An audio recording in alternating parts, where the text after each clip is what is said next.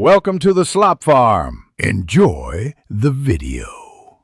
In this video, I will explain how to jumpstart your Honda Ridgeline. First, gather your jumper cables and a vehicle with a charged battery. Make sure both vehicles are turned off and in park or neutral.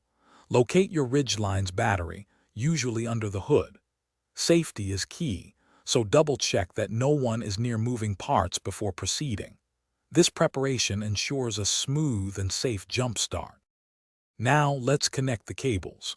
First, attach one red positive clamp to the positive terminal of your dead Ridgeline battery.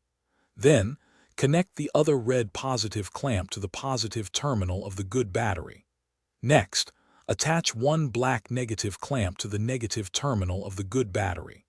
Finally, connect the remaining black negative clamp to an unpainted metal surface on your Ridgeline, away from the battery.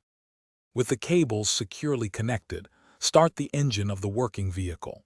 Let it run for about 5 minutes to transfer some charge to your Ridgeline's battery.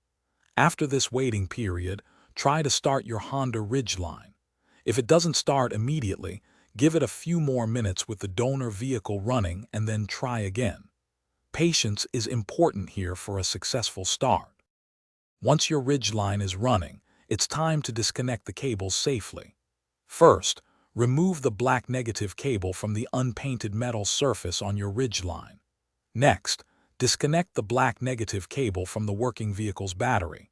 Remember to check the description for links to great deals, including Little Tree's black ice air fresheners. Finally, remove the red positive cable from the working vehicle, then from your Ridgeline. Thanks for watching. Consider subscribing if we helped you today.